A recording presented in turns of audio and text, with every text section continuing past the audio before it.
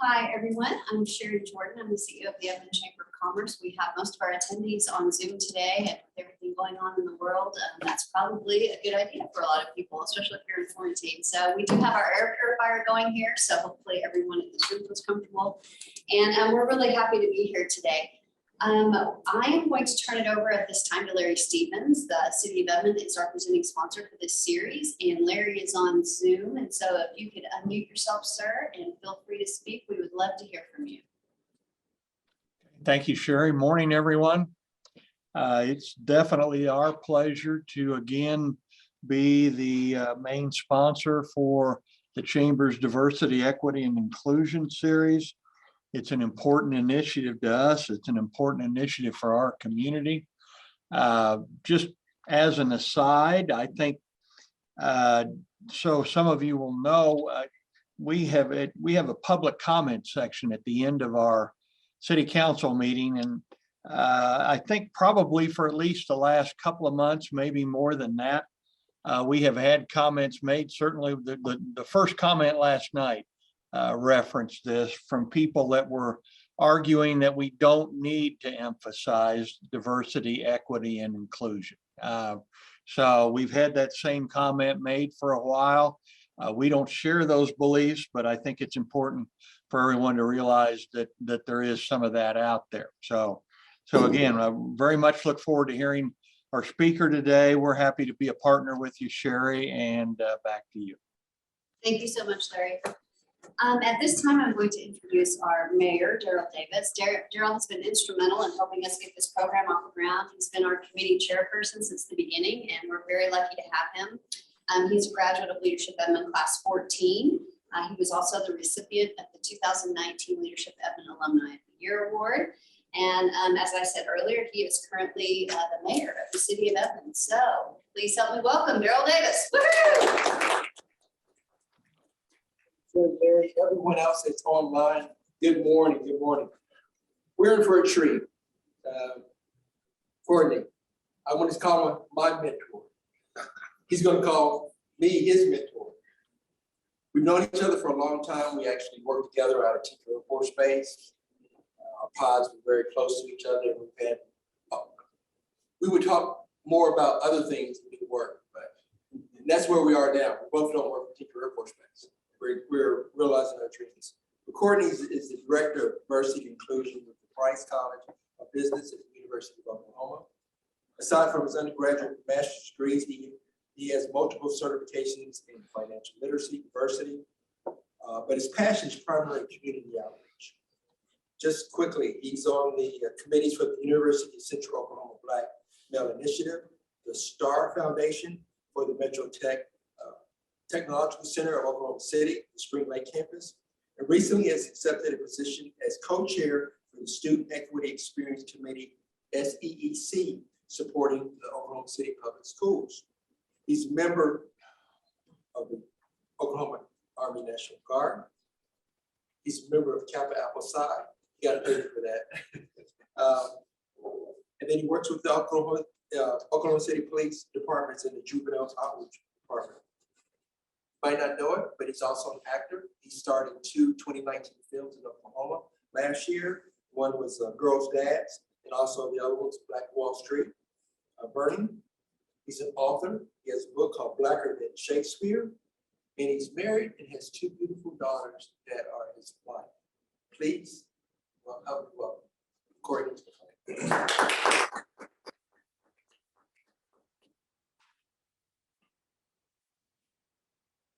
Good morning. Good morning. I am honored to be here with you. Mr. Davis, he's my mentor. That modest stuff. Just achievements that I've seen him do, along with a few other gentlemen and women in Oklahoma City. It has made me, inspire me to not really focus on corporate America, but focus on more of my dreams, focus on more of my aspirations, focus on things that I feel like are going to leave a legacy. So I won't dive too much into that. I can speak on that all day. But this morning, we're going to dig into the intention of DE&I, diversity, equity, and inclusion in the workforce, the implementation of inclusion. So I am an author, spoken word artist, trying to be an actor, doing these things. And if you haven't noticed, I'm also a Black man.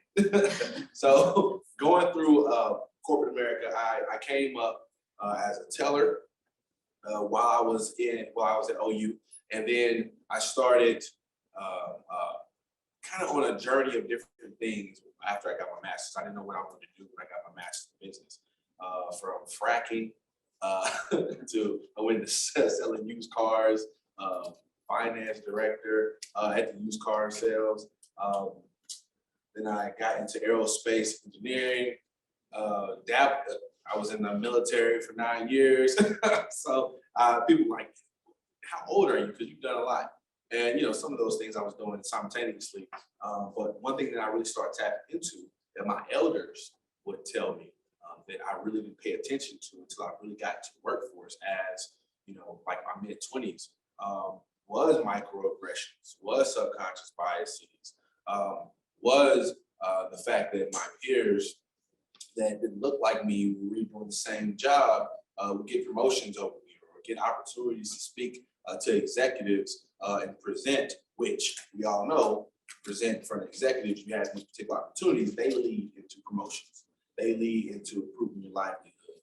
So I started noticing these things. And so, as counsel, I was talking to my mama about it. and her working for the state, really, it's funny because she got hired working for the state. It's literally like my birthday. So literally January, my birthday is January 2nd. She started working for Oklahoma State January 3rd, 1985. So 30 some odd years in the state. And she would just always kind of tell me as a child, you gotta watch out for this. You gotta watch out for this. And as a kid, I'm not really paying attention until I got into the workforce. I'm seeing microaggressions. I'm seeing subconscious biases. I'm seeing prejudices when it comes to promotions. And so in 2014, 2015, one of my best friends, Dr. Kenneth Chapman, he opened up the first office on the University of Oklahoma dedicated. They had staff and faculty dedicated to diversity, equity, inclusion. So big ups to Price College for having that evolved mindset. When he cut the ribbon, it was other companies that were already kind of digging into this rationale over diversity, equity, inclusion, which honestly hadn't really been a thing in business, not anything impactful or intentional prior to 2014. And you can do your studies on that. Even human resource departments would have things kind of built around cultural influence and effectiveness, but nothing truly intentional that would change policies, change methodology around recruiting, change philosophy on promotions. None of that was really tapped into until all of these different certifications and things like this start spurring up around 2014, 2015. Then more and more literature start being poured into these sectors. So I'll go to the next slide. And really big on not talking at you. So at any time, if you have a question, please stop me. If you was on Zoom, please stop me, raise your hand on Zoom, and let me know if you have a question, comment, you want to stop and discuss. I'm really open to that. This by educator Ms. Jenny Stovall. I love this quote. Imagine a place where people of all colors and races and gender work in a place are climbing the runs of corporate America, and they are welcome to bring their unique, unassimilated selves to work, because the uniqueness that they bring is not just recognized, but respected. So most of the structures that we work in are embedded in systematic oppression. Within the companies, they have operated in these type of mentalities since their inception. And that's just mainly just fact. Look at most board of directors, which I'll give a lot of respect to the college students that are coming directly out of universities now for paying attention to that. I have young white males letting me know that they don't want to work for particular companies because all of their board of directors are middle-aged white men. So that's giving them more insight on, well, if all of their leadership looks like this, then what does the culture really look like? If all the leadership, they don't have even women on their boards, all the leadership, all the CFOs, the CEOs look like this, then the culture has to be a reflection. And the mindset of these students are really involved when it comes to DE&I. So they're paying attention to that. So when it comes to a business model, if you want to get the best and the brightest right out of college, it's advantageous of you to make sure that the community you serve or your customer base starts to reflect what your business looks like and what your leadership looks like. So the good news about DE&I is a huge body of knowledge and work that's out there. There are hundreds of studies published. And so the information is very accessible and it's easy to get. You can literally go to YouTube University and start learning so much about DE&I work. Bad news is that many diversity, equity, and inclusion initiatives in our companies these days, they're lackluster. They're more performative. Performative diversity and inclusion means that it just looks good. So they're just posting colorful pictures on their websites, going into the definition, diversity. So diversity and inclusion trainers and consultants, they don't need to be diversity scientists. They don't even need to be subject matter experts. They just have to have the inclination inside of them to want to fix and improve and evolve the culture of their company. So you don't have to be a subject matter expert like me and my peers at University of Oklahoma. You simply have to want to improve.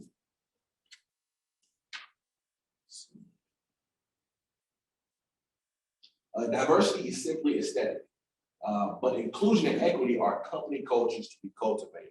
So one of my mentors, he says, diversity is just sexy. Diversity just sounds good. You put a lot of different types of people on your website and it just looks good. It looks like your company is diverse. But going into equity over diversity. In this chart, it states that a lot of and this is by Forbes, so you can look this up. I didn't make this up. By Forbes, it says the people of color of most corporate companies reach a percentage of 4%, while U.S. race and ethnicity combined, people of color is at least up to 30 or 35%, but this is around 2019, so the numbers will be a little different, a little increase. But the people of color is 30% of what the U.S. looks like. But our corporate companies have only a low population of 4%. So these are the interests. These are who your customers are. These are who you're focused on, who you should be focused on when it comes to who's gonna make you a profit. So at the end of the day, when we're talking about business, you have to talk about the bottom line. Because you would like everybody to have that warm and fuzzy. Everybody wants to be a good humanitarian. At the end of the day, when it comes to business, it's about the bottom line. And the bottom line states that you need your customer base to mirror what your employees look like, because it affects the interest. It affects when you're in a boardroom and you're trying to decide on your marketing and advertising plan. The diversity, the inclusion in those decision makings will increase your bottom line. So equity over diversity. The limbic part of the brain activity is made to see outsiders as threats. Now I know everybody will be like, no, that's not me. That's not me. I don't see people like that. But scientists say that the limbic part of your brain is your unconscious biases. So going back to the caveman.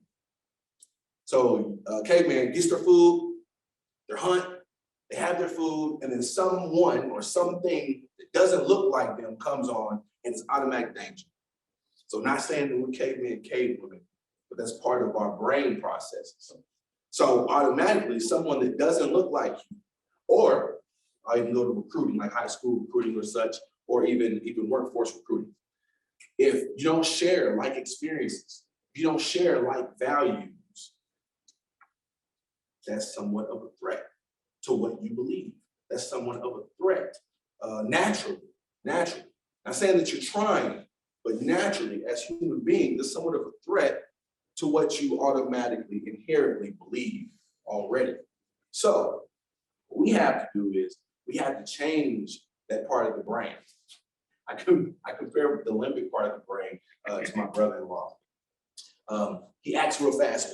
Anyone who acts real fast doesn't really think about what they're doing. It's very immature, kind of like a 2-year-old, right? As soon as whatever they want, they just do it without without thinking, right? That's how our limbic brain kind of thinks. We have to think forward, our conscious brain. We have to slow everything down. Have you ever been in a situation in work where you, or even in a classroom, where you think, I wouldn't have, no matter ethnicity, but you sit down next to someone, you're like, I wouldn't have anything in common with this person. And then you start talking to the person. You find out that maybe both of you have 2 daughters, both of you are interested in Yorkies, both, all these different interests start pouring out because you took the time to get to know the person. That's your conscious brain working, but you have to work to do that. So inclusion isn't natural. To include someone in your experience, to include someone in like values, you have to work at that. And a lot of times, well, the history of corporate companies, we haven't been doing that. Let's define a problem. In the past, diversity really hasn't been a problem in big business because they didn't dive into what the customer base looks like, what the interests of the customers are, and how that reflects the bottom line until they start discussing the bottom line and doing case studies on, well, if we improve the inclusion of others, that's not the prime, let's say white males in corporate America. If they're not that, if now they're women, now they're the mindset of transgenders, now they're a part of the LGBTQ, now they're Black and Hispanic personnel involved. What are the different ideas they're coming up with? So it states that in Forbes, ethnically diverse companies perform 30% better with 24% higher revenue growth per Forbes. By 2045, America is projected to be a minority majority country. The business case hasn't been speaking to the problem. Needs to be urgent and relevant away from color. You need employees and customers to look similar. You already have the customer base when you're a company. Now you have to fix what the personnel looks like. Because again, that affects the interest, that affects the business case, that affects your bottom line. Oh, another keep in mind, again, Forbes states, companies perform 30% better. You have to speak to the bottom line when you start speaking to your like, let's say you're a lower level management and you want to speak to the CEO, the CFO about diversity and inclusion. You cannot come in speaking about sense of belonging. You cannot dive in about how people feel uncomfortable at work unless you start thinking about rates of turnover, the amount that it takes to retrain new employees. You have to start digging into the cost of training these new employees and how you take a benefit package of a brand new employee. What's the total cost of that brand new benefit package? You have to speak to the dollars when you're talking to your CFOs and CEOs and board members when you dive into diversity and inclusion. It's the quantitative compared to the qualitative. Quantitative is the bottom line. Qualitative is the testimonials, which is the climate surveys and such of your employees. Now, without the two, now the quantitative, that gets you the money, that gets you the investments, because now your boss is like, okay, us not being ethnically diverse, this is costing us money. But the qualitative also backs it up with letting them know verbally from a lot of climate surveys. Anybody been involved with climate surveys at your workplace? Climate surveys dig into the sense of belonging, dig into testimonials of how people feel like promotions are allocated, how funds and resources are allocated to particular initiatives that the personnel is interested in.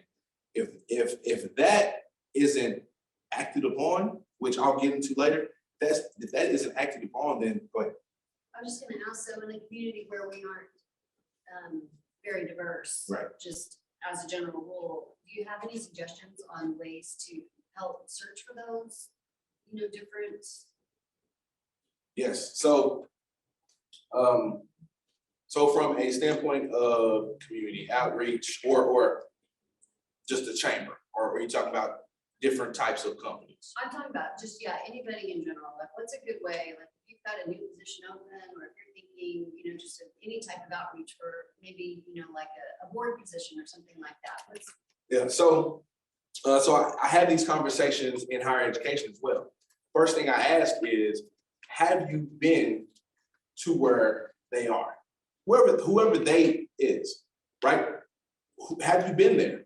Have you went to community outreach efforts that only involve the LGBTQIA personnel? Have you been out into Black and Hispanic groups that focus on those types of professionals? Have you been into these spaces that only dive into pushing young women that are professionals? Like, have you been into these spaces? Because if you haven't, and you just put up a job rec, then either they may not have the access, they may not feel like, do I really have a shot at this job?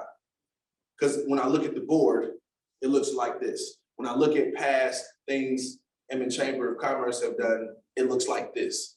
You know, if I go and look at the website, does it look like all white women? Or, you know, what does it look like? You know, so the perception on the website is very important because that's the representation. So if you have a lack of representation within certain groups on your websites, within your workforce, within the representatives that go out and recruit, then that's automatically, if you I tell my kids, which they tell me too, when it comes to mentoring in high schools and stuff, if they don't see it, they don't believe it.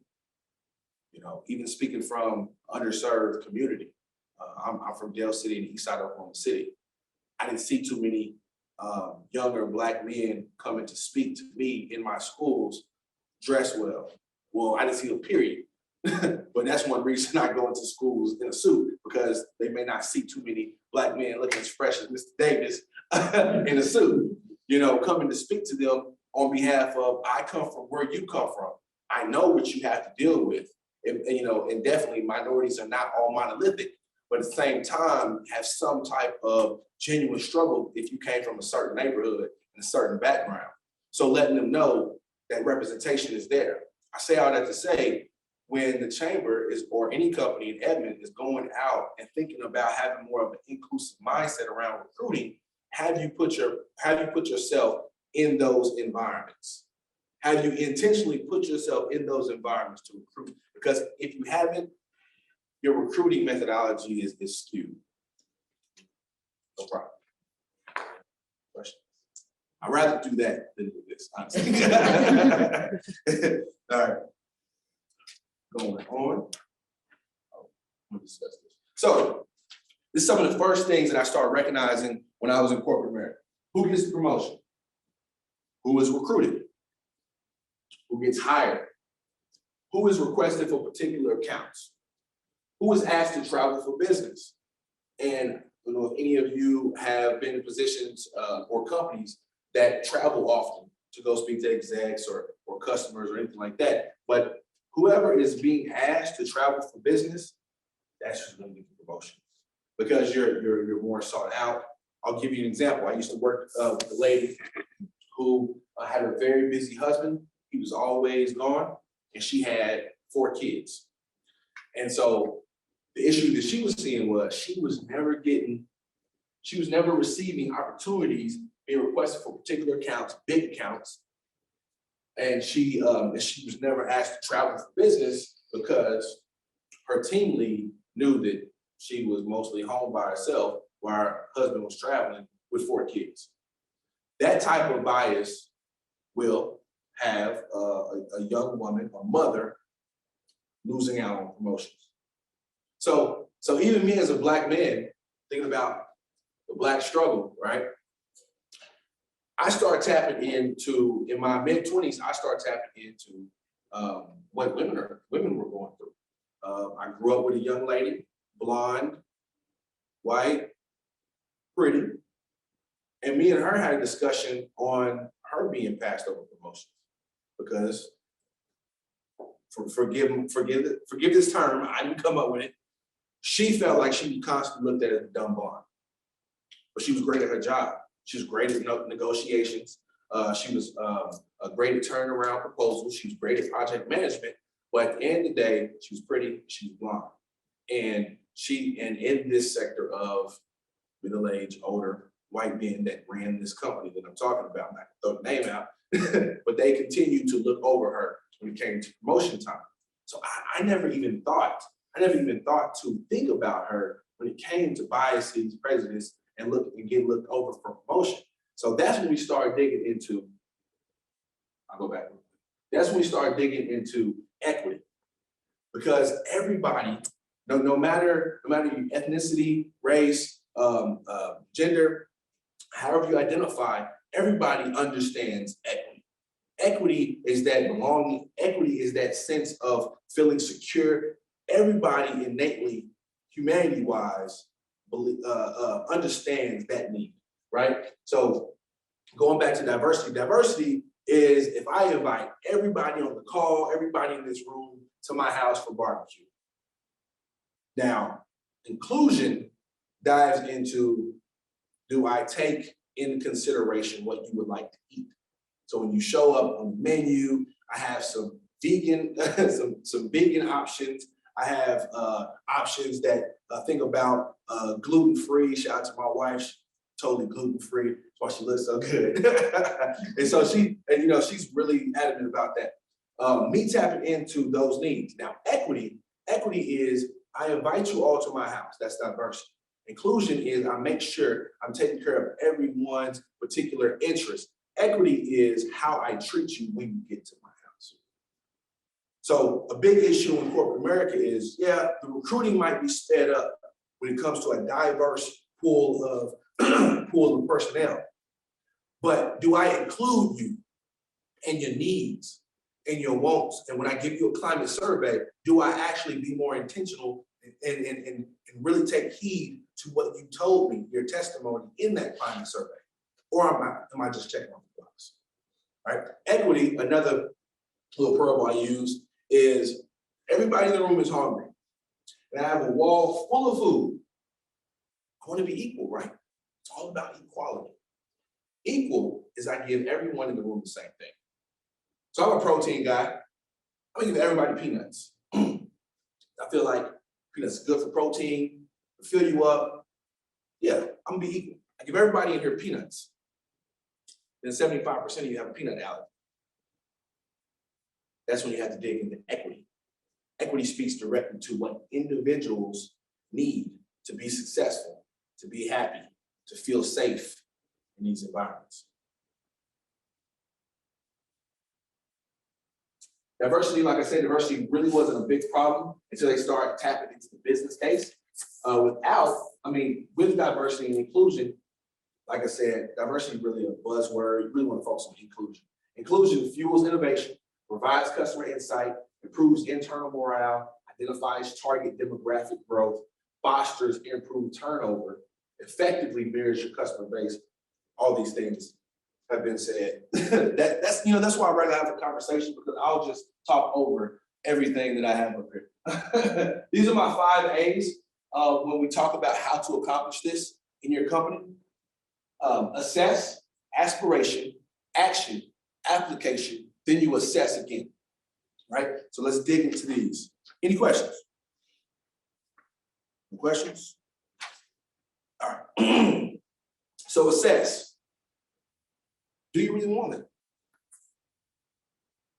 Speaking directly to your CEOs, management, all the decision makers, your stakeholders, your board members. Do you really want it? Are we prepared for what we will find or see or lack thereof? If the answer is no, be honest with yourself and organization. Much better to be okay being inclusive versus faking something or create these initiatives and not really truly valuing or pushing through and executing on them. Because what you're going to do is you're going to have a low morale in personnel because they've given you the climate survey, they've given you the feedback, they've given you all these suggestions that they would like to see within the company, and then you do nothing with it. So being realistic about what you want to accomplish and do you want to improve? So how do you overcome that? Because we've all been associated with companies that might put the nice picture up there and say, okay, from the leadership saying that we're doing it, but really in reality, there's a constraint somewhere in there that's not going to let it happen. Or you have the lower level, the workforce, people on the floor who want to have it and they can't do it. So how do you balance that, or how do you? Well, I get that question a lot. To be honest, it has to come, and I'm from the military, and they used to say little stuff like, well, it starts with you. I was a specialist. Nobody's listening to me except private. It has to start from the top.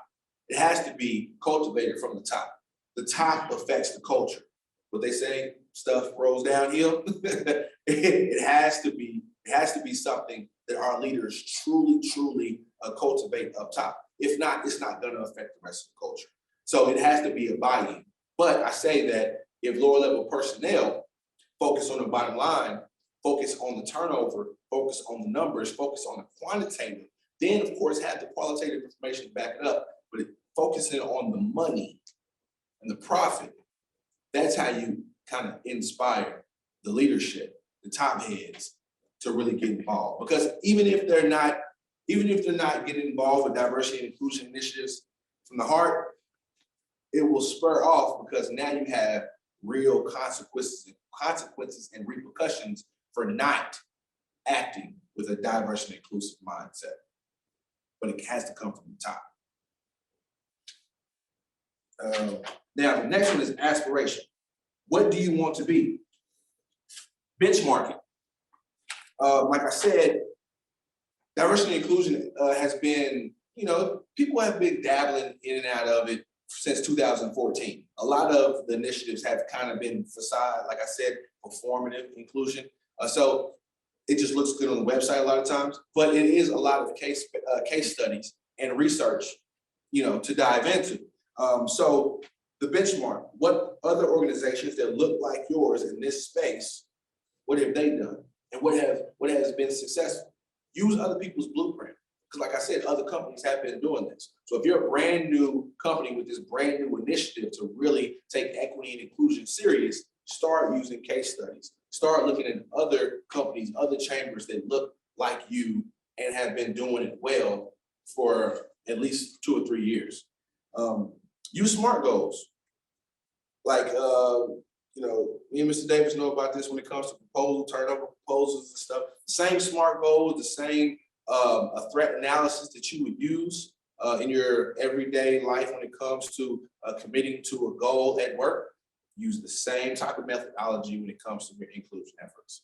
And that will keep you on track. That will have you staying accountable, work accountable of these initiatives. And you have to be accountable, because then you'll just be a diversity council that just has donuts and coffee, and they talk about sports, and they might talk about what's going on currently in the world, but they don't really put anything in writing and in plan to really act it out. Train your team. Be very intentional with training your team. Like I said, it's a lot of information out there. So you can dive into certifications, you can dive in bringing in outside speakers, you can dive in just focusing on the buying what's it called? Buying platforms that your own HR personnel can learn and then turn around and teach to the rest of your to the rest of your team. And then you can spur off into diversity SMEs. So like I said, everybody is accessible information, but you have to be more focused and want to learn it, because it's out there. Like I said, you can do this work without being a subject matter expert. It's just the desire to want to improve. Because when you start tapping into the conversation, it produces mutual respect for cultural differences. I'll give you an example. Had a past coworker. It's around the time Mike Brown got killed. And we're having a discussion, which I really wouldn't persuade anyone to do this in a cubicle environment. But I was young and fiery.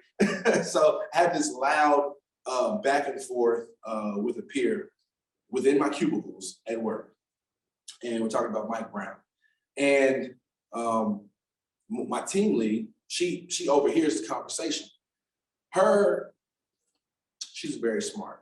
She's very smart.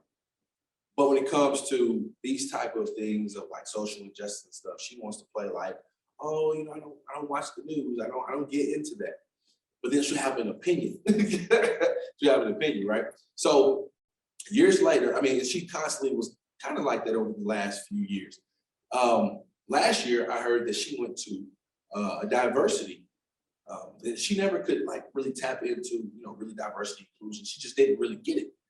But she comes from a small town, and not to be prejudiced against small towns, but sometimes, you have a particular type of mindset coming from a small town. The ignorance is there just because you didn't know. Like me, when I was young, it messed my credit up. I was ignorant of it because I didn't know, right? You live and you learn. So she went to a diversity conference, and the thing that tapped in for her was, and she's a white young lady, what connected her was she started thinking about what directly affects her. Then it kind of coincided with, okay, I'm a woman, I get paid less, I see my peers, I'm kicking tail when it comes to flipping proposals and everything like that. And I'm not getting the same rate or promotions that these other guys are getting. And then when she put her feet in the shoes of minorities, like, oh, they get paid less than me. So then you make the connection of the equity. And like I said, all humans appreciate equity because they want themselves to have a sense of belonging. So once you put yourself in the shoes of others, shout out to Dr. Martin Luther King, when you put your feet in the shoes of others, then you start getting the connection of, oh, this is what it means to really dive into equity initiatives. This is what it means to really have inclusivity in our corporation. Do we really have that? That's when you, Mr. Davis, start having our leadership really dive into the culture and cultivating the culture, because now they can really understand humanity-wise, I do have this particular privilege. I mean, I make my students write about privilege every semester because you do have different kinds, economic, status, education, not just ethnicity.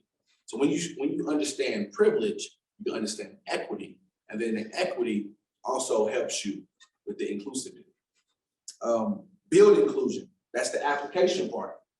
Example, recruit more diversity, then we set up career fairs at HBCUs. So when you're talking about how to recruit more and more diversity, you have to go directly to them, but you have to fix what recruiting looks like. Like for instance, if you have a recruiter that's only focused on engineering, so when they go to a high school or when they go to college, it's like the lunchroom. When you're in the lunchroom, I know me, I come from, cool kids, break dancers, we had goth, the athletes, the nerds, we had those sectors. So when you walk into the lunchroom, whatever you feel comfortable with, you're gonna go and sit at that table. So it's the same thing with our recruiting methodology. You have to change how we're thinking about recruiting when it comes to professional avenues, as in, even though I might think that, okay, I have a background, I went to school for engineering. When I walk into the space, I have to have a more inclusive mindset on the type of students that I'm recruiting. So now my company has a larger pool of individuals with different backgrounds. And going away from ethnicity, a lot of our values, experiences, degrees, concentrations, dive into that one track, have the blinders on in our recruiting methodology. So understanding that affects it often. I see that, you talk about that mindset in the lunchroom. I see that in a lot of events in Edmond that there might be a small number of people of color in that room, and everyone hangs out with their old buddies, and no one reaches out to say, hey, I don't know who you are, or I do know who you are, but I don't want to know you any more than I currently know. You talked about people have to have a desire. So to me, that's an environment where people can go and experiment, because we go to social events all the time here in Edmond. And what suggestions might you have for people to get out of that comfort zone to say, hey, I know who you are, you're the whatever. Yeah. Or I don't know who you are, but I would like to know who you are. So my analogy for that is exercise. To exercise, you have to break down, you have to stretch, you have to break down your muscle. It's uncomfortable, but what happens? Your body changes. So in that sense, when you do even see marginalized groups of people that come into these spaces for these meetings, or these community outreach events or these mixers or whatever, create the environment that you want to see. Create those icebreakers. Make them go sit by people that you know they wouldn't sit by. And let's be realistic. When we have these conversations, they shouldn't be so politically correct that you don't get anything accomplished. You have to break down, and it has to be uncomfortable. The conversations have to be uncomfortable, because when they're uncomfortable, that's when we grow. That's when our corporation changes. That's when the culture cultivates, and that's when we start to evolve. So you have to. So when you're in these spaces, Mayor, and you see people are kind of isolating themselves, create the environment, shake it up, make them do an icebreaker where they have to go sit and talk to someone that you know they wouldn't usually speak to. And you know, like we say, it has to be a choice. Because that person can get up and just walk out because they ain't want to do it. That could happen. So it has to be a choice. Everyone has to be on board to change the culture.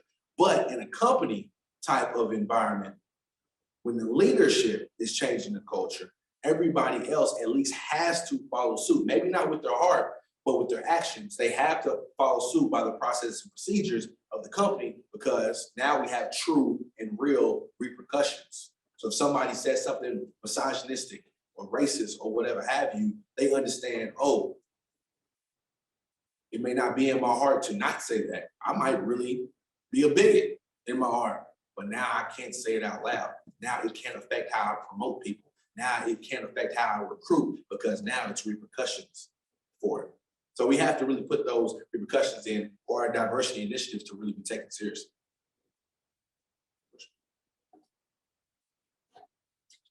And last, assess 2.0.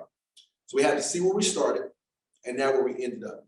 So from assessing, from seeing if we really want to do diversity initiatives, seeing if we really want to start training our team after we pour money into the resources and the initiatives. Now it's to, and then we apply the policies and procedures. Now it's to assessing it, to really see if we've made any change.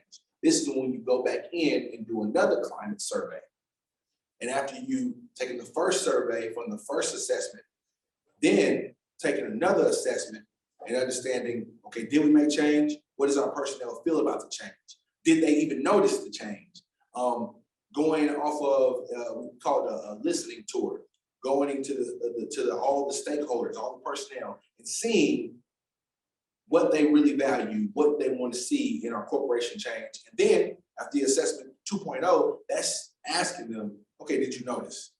How do you feel about this change? Did it make any difference in your day-to-day at work? How do you feel about the promotion scale now? How do you feel about our mission statement? That's not just a blanket statement, but we actually apply. I use, when we talk about mission statements, President Kennedy in 1962, when he said we were going to the moon, right? He didn't just say, oh, we're interested in going to the moon. And that's what usually a diversity initiatives say. We're interested in being more diverse, or we're interested in hiring more qualified women. That's a blanket statement. That doesn't hold anybody accountable. What President Kennedy said is, in the next 3 years, or the next 10 years, we will go to the moon. He verbalized it, he made it time bound, and he made it measurable.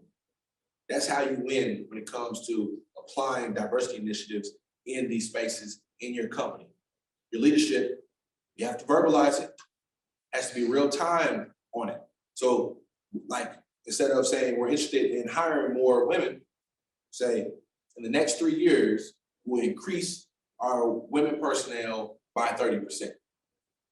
Verbalize it, make it time bound, make it measurable. So when you ask how to apply and what that looks like, that's how you do it.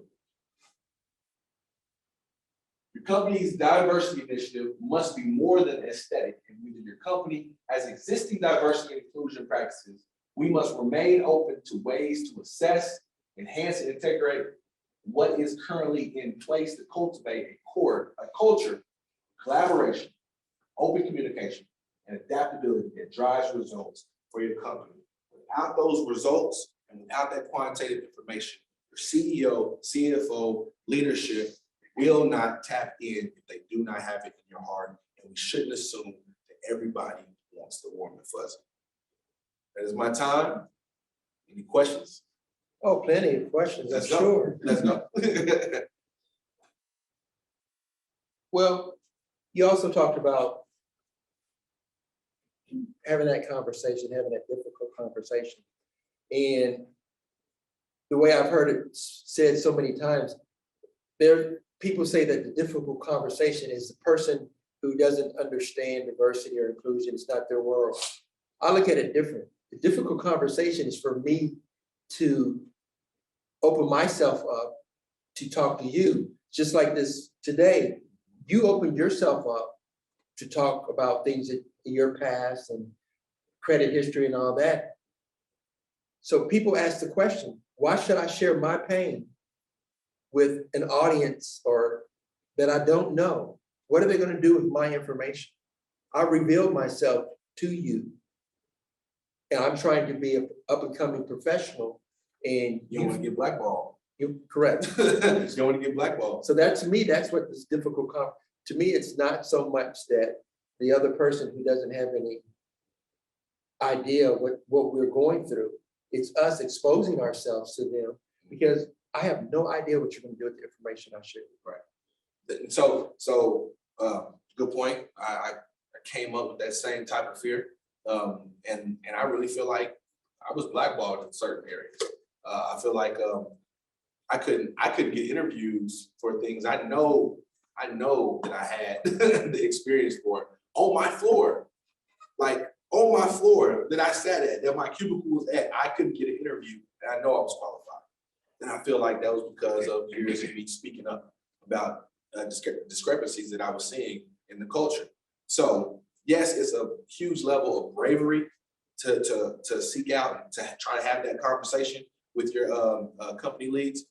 But at the same time, for me, the harder thing is the culture that should have been cultivated in the first place to make you feel like it's okay for you to speak up. And that's really hard, because to develop a whole culture, that's an immense task. That's an immense task. So the bravery for you to speak up, that's one thing. But the culture should have been cultivated in the first place for you to even feel comfortable to like, okay, I can go to my direct supervisor. That's the person I talk to on a regular basis. I can go to my direct supervisor, have this candid and open conversation.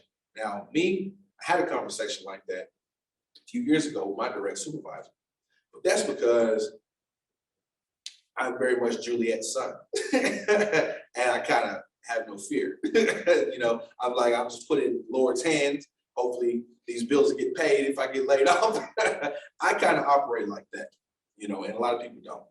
And so, I talk to professionals who would never say anything and been at their job for 30 years, but they don't want to rock the boat, because especially they don't want to mess up their retirement. So they're thinking about things like that. And so I've just been fortunate enough where I just don't have that mindset. I have the mindset of, I can't be in a place unhappy.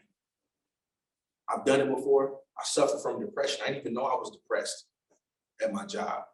I didn't know I was depressed at my job when I was in corporate America. I was depressed every day, and I didn't even know. And then my team lead told me, Cordney, I've been working here for 20 years and I hate my job. And that was my aha moment. And that's when I started kind of rocking the boat, because I wanted to see the culture in my space change. And so you just have to have that bravery. But we pray that the culture of the company would be open, where you would feel comfortable enough having that conversation with at least your direct supervisor, and nothing malicious would come from that conversation. Do you have any advice for executives or supervisors in companies that may want to get outside of a climate survey better feedback from coworkers or company members that are representatives of minority groups or LGBTQ plus? Yeah. How do you have, as an executive, how do you have those conversations where the employee or the coworker doesn't feel like you're putting the label on them? So I'm asking you, hey, what's your view of our company? I don't want you to think I'm viewing you as the Black employee, but you are an employee who happens to be Black. So any advice for executives or supervisors how those conversations where the employee still feels respected and viewed as an individual and not a representative or that monolith that you talked about earlier. It has to be an intentional plan for a listening tour. That executive has to make the rounds, you know, being deliberate about, okay, I'm gonna go and speak to this group. I'm gonna go and speak to this group. And it's not just a quarterly type of deal, because I know all of us in the room probably felt that before, where we have a quarterly meeting where our execs or whatever comes down, gives a little show, a dog and pony show, and then you don't see them for the next 6 months or so. You know, and they may send some type of memo out here and there. They do what they can do. They're busy people. But at the same point, they have to be more deliberate about going out into the community, their community of the company, and making a face-to-face intentional plan with each group of how can I make sure that everything that you care about is on my board meeting agenda. And that's the big thing too. Including them in those big meetings, making sure they have a representation of some sort in those big meetings when we're talking about policies and procedures that's being passed, because all of that affects the little guy. You know, all of that affects the people under the top board members. So making sure that that communication is passed back and forth, interchanged. It's not just execs talking to these groups, but the groups are talking back and they're seeing the things that they want to make change about the company. They're seeing the initiatives being brought up and they're seeing it in the agendas. A lot of times, like we talk about climate surveys, where, man, it's such a detriment issue when you're taking climate surveys, you get all this information back and you don't do anything with it as top leadership. That creates distrust within the company. The employees, they're not even going to take the climate survey serious at that point, because they've been with the company for years. They have the climate survey every 1 or 2 years. And that's another thing, to be consistent with climate surveys. Put the information out there that we're going to do it it's going to be quarterly, it's going to be annual, and they're going to stay on track with it. And then you're going to see the product. You're going to see it through the policies. You're going to see the recruitment. You're going to see the changes that you asked to be made. But it has to be it has to be a leadership thing. They have to create that culture, and they have to be more intentional and deliberate with going out and speaking to everybody. Thank you. Answer your question? Yes, sir. Okay. Anything else? So what happened in 2014? So that's kind of when DEI took off a little bit, or people started researching it. I mean, because there are things like affirmative action have been around since like the 90s or something like that. Right. Whatever it works. But. For me, honestly, I started seeing D&I, especially like I was really contacted. Even taking my personal experience, I was contacted very heavily after the passing of George Floyd. So honestly, a lot of the rights for LGBTQ plus, Black Lives Matter, all of that started to spur up in America, made companies respond. Because the thing about non-responding, and I learned this from the contract world, like no answer is concurrence. So if the company doesn't say anything about the injustices being done in America, then they concur with it. I'm okay with what's going on in America. But when companies start saying something, when they start saying, I don't want to see this happening in America, then people are going to hold you accountable. Now you have to do something. And what happened, the product from having to do something, or companies like Phillips 66 and Conoco, all these different companies that I'm seeing work with OU very heavily with diversity, equity, inclusion. When they start saying something, stakeholders start holding them responsible. When you hold them responsible, then that's when more diversity initiatives start forming.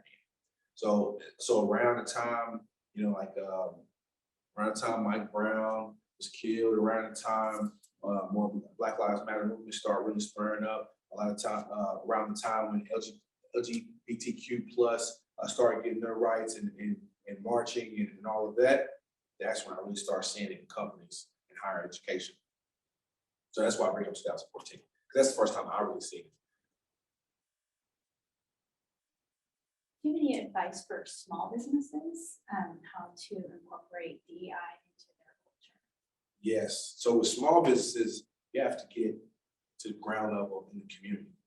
If you're a small business and you're working within the community and you haven't been in your community, you know, in a sense, you haven't talked to the Y, you haven't talked to the chambers, you haven't talked to the high schools, you haven't talked to community colleges, you haven't really made an intentional effort to go out and recruit people that do not look like you. That's your first initiative. The first initiative is to hire and to focus on underserved communities that surround you. Because a lot of times with small business, you are among underserved community. So focus on the community around you. What homework would you give the audience? I always give homework.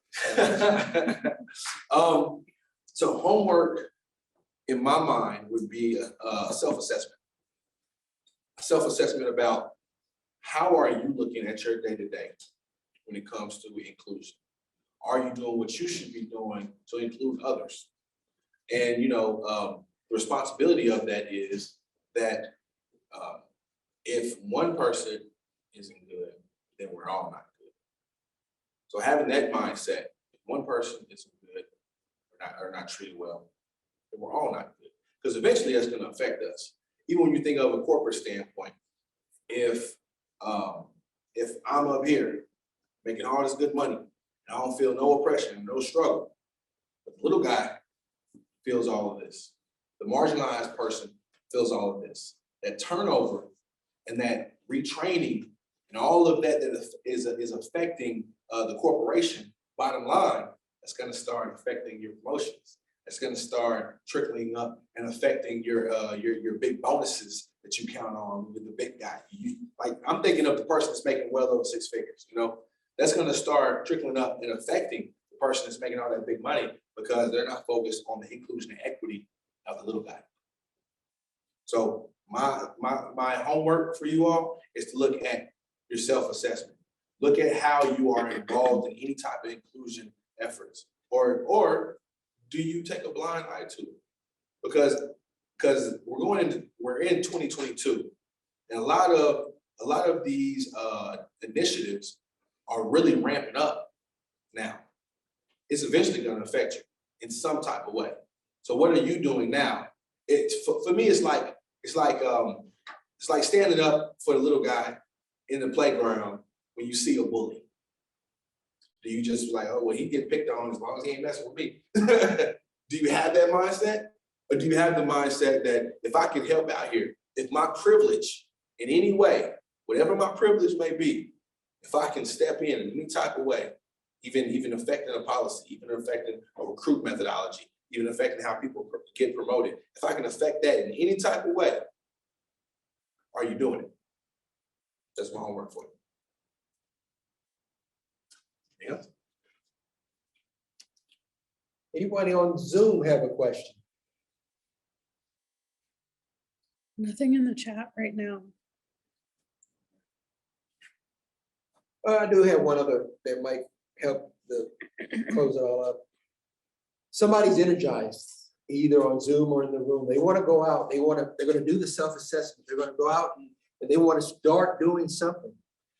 And then they take 1.5 steps, and then society, a naysayer, comes in there and just takes their left knee out. What do you say to that organization, that person, to say, hey, get up, or how to get up and keep going when it just might be easier for them to stay down on the ground? With that type of mindset, you have to keep in mind what your inspiration was in the first place. You know, going back to a workout analogy, I have a lot of friends who are overweight. And I keep telling them, look, just give me 90 days. Just give me 90 days. But a lot of people, you know, that's hard. You know, you're overweight, you're overweight. You're used to eating a certain way, which eating is a whole psychology. You're eating a certain way, you don't work out, you have all these things that are hindering you or stopping you from making your goals, right? You have to understand the inspiration, your original inspiration. That first week when it was rough, what is your original inspiration? Maybe lose 20 pounds. What is your original inspiration? to not eat that red meat, to not eat those sweets, to not eat your kids' snacks, which is my issue. to not do those certain things that you know are hindering your progression. What is your original inspiration? So when it comes to diversity, equity, and inclusion, and you will have those issues. You'll have that pushback constantly. You'll have people, you'll pour your heart out to someone who can make the decision, and they'll ask you, well, what's the return on investment? Return on investment to community outreach? You don't know that. You don't know what the return on investment to community outreach is. You'll be like, wow, like you'll be shocked by those type of responses. But you have to keep in mind, what is your original inspiration? And when you have that mindset, you'll learn, okay, this was my resource. Well, I'm gonna just have to work around you. And I'm military, so I know chain of command. but sometimes if you can't get the answer here, you're gonna have to go around that person, or tap into the person that's maybe they're equal to maybe put the bug in their ear.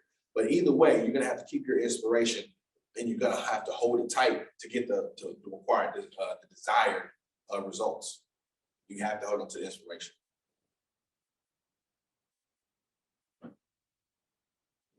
Very good. Any other questions?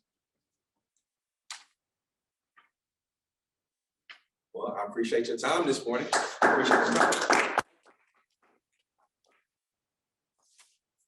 Thank you, sir. Thank you. Always like it. I appreciate it. See, one thing about this mentor-mentee thing is that you feed off of each other. You also help each other out. As I said before, we met years ago. I had my office. His cubicle was outside my office. He actually worked for somebody else. That didn't work for me. But we just started talking. He started talking about his dreams, what he wanted to do. I told him what my dreams were at that time and why I stayed in corporate America, because that was going to help me get my dreams. But we had the conversations, and we kept the relationship going to this day here. And now we don't work where we used to be. Right. We're achieving our dreams. And so that's one thing you have to figure out, people, is that when you're out there, you're having those conversations with people. Some of them are going to be difficult, some of them will be pleasant, but how to help each other get their dreams that they want to have. Just not you. You just can't be a leech. You just take everything from somebody. You got to be able to give something back to that person too. Really appreciate it, sir. Thanks, sir. I have some closing announcements here. Next month, we're going to have Dr. Frederick Hammond from the University of Central Oklahoma. The topic of the struggle never ends. And then we don't have the date yet, but we're going to have the date pretty soon. And then in March, we're going to have Dr. Rosemary Evans from Oklahoma State University. Topic is going to be implicit bias in hiring and promotion process. And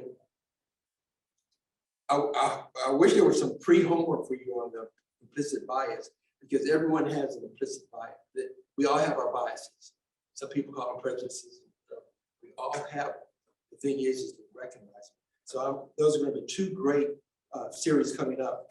Tonight, there's Business After Hours presented by the Bagley Funeral Home. That's going to be from 5 to 6:30 at the Edmond Chamber. And then on Wednesday, January 19th, you're going to have a morning bingo presented by Cox from 8 to 9:30 a.m. at Profile by Sanford.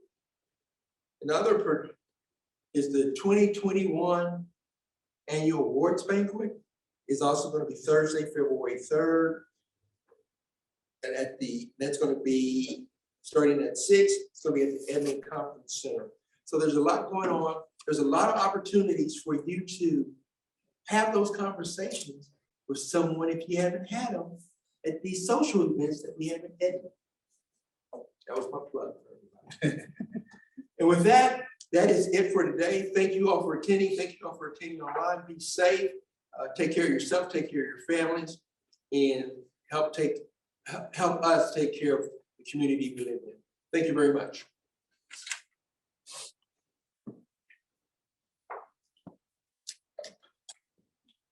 Yeah.